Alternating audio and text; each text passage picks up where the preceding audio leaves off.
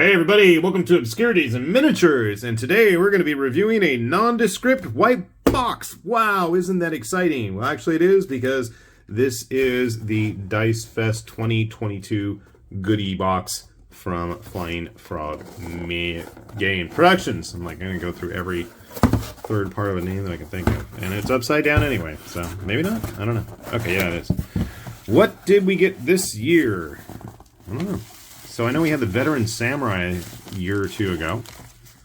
And, okay, thank you. Transition tile. Bonus tile.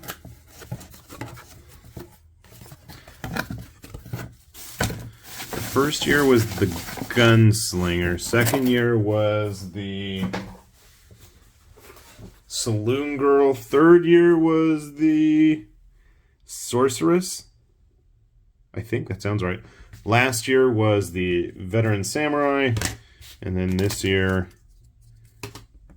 that doesn't match, but it's okay.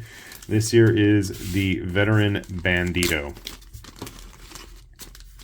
So as far as I know, none of these figures are actually available anywhere outside of these Dicefest boxes. So you can see that's pretty decent sculpt. This is not the usual resin of old. It's a little smudgy underneath his hat there. I don't know if that's just a bad cast or if it's just the marbling of the material. You can see all the coloration there. That's not me. This is not 3D printed either.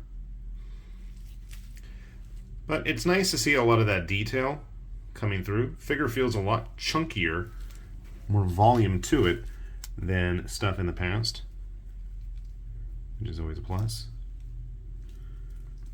Do his parts want to attach together? Not exactly yet, but that's going to be a nice looking Bandido. I mean, do you have to use him as Bandido? Not necessarily, but I think just a nice looking Western gunslinger type with little cacti there. It's a cool look. That off, and of course, no Dicefest figure is complete without a scenic base. Sadly, this is not full plastic, but I gotta say it looks pretty good. Obviously, you're gonna want to use super glue. I would strongly recommend. Oh, that's kind of cool. Recommend giving him a good scrub with some warm soapy water beforehand, and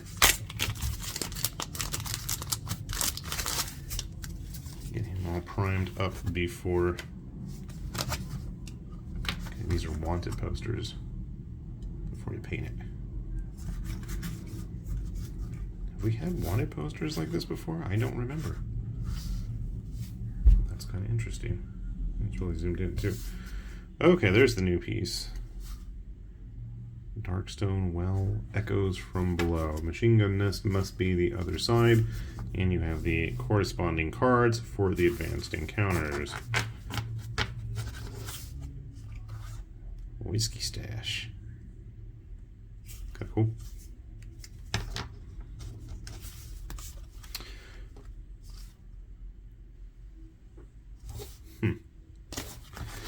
So, a nice little chunk of cards included with our new figure. That's one of the nice things about these Dicefest sets. They have a little bit of everything. You get a new figure, you get a new piece of terrain, good stack of cards, and a variety of stuff to go along with your fancy new figure.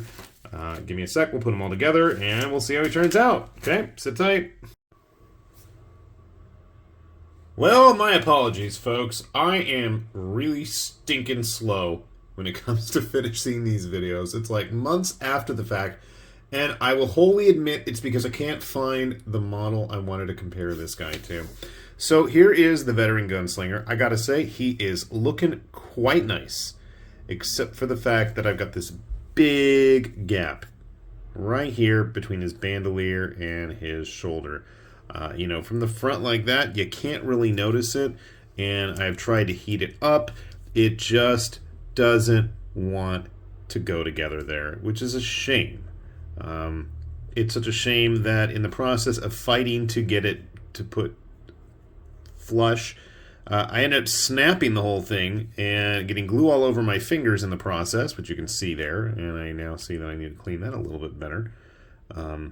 and making a thorough mess of things. So that was not fun, which is a shame again, because like from the front, everything is looking pretty sharp. I think I'm going to have to put some putty or something in there, heat it up again, and hope for the best, because it just isn't a sharp fit. Which is a shame, because I think it's a really, really cool looking model. When you stack him up with some of the other stuff we've got from the Flying Frog production friends, here is the original Dicefest veteran gunslinger, who actually looks a little bit thinner compared to our new friend right here. I couldn't find the original plastic version, which I absolutely know I've painted because I painted all the original box set. Grabbing, you're a resin. Like, well, okay, fine. Some of the original resins, I want to say that's the Rancher and the... It's not the Outlaw, is it? Drifter? But you can see just in terms of size, I think he's going to fit in pretty decent. The older models do look a little bit smaller and shorter than our new Bandido here. And a whole lot more detailed. That's always a good thing. I can't really complain about that. Grabbing a few other models just because, why not?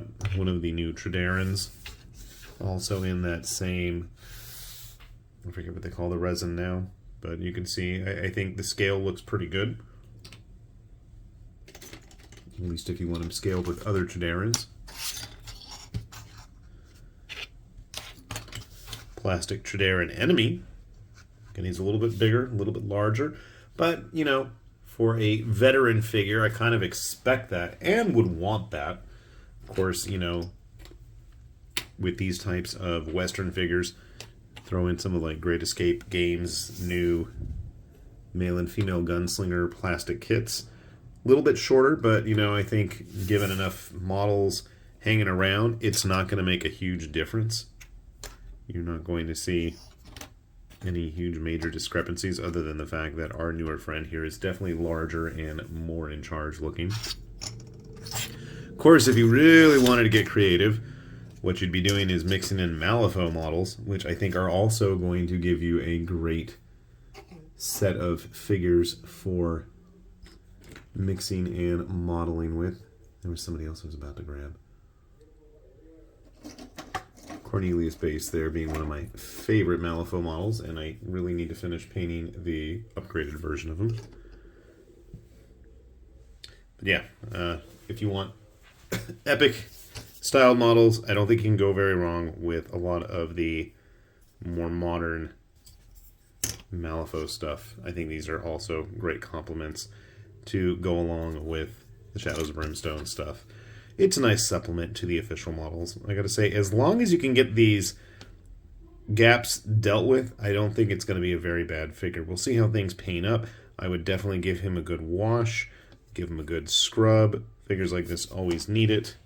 And hopefully, at the very least, since I know we've seen the Gunslinger and some of the other Dicefest models show up again, if you're interested in this model, there's a good chance you'll see him down the roads. And you know, Flying Frog is actually really good about putting this stuff, even if it was a limited model, for, you know, specific events, special, you know, shows, conventions, what have you. There's a good chance you'll be able to get him again. So do not fret too much in that regard. And we'll have a link down below, so if you want to try to track down one of these guys yourself without paying exorbitant amounts of money to scalpers online, which I absolutely do not recommend, hopefully you can get yourself one of these as well. So, with that said, this has been High Lord Tamberlane with Obscurities and Miniatures, saying thanks for watching, and we'll see you back here soon. Bye-bye.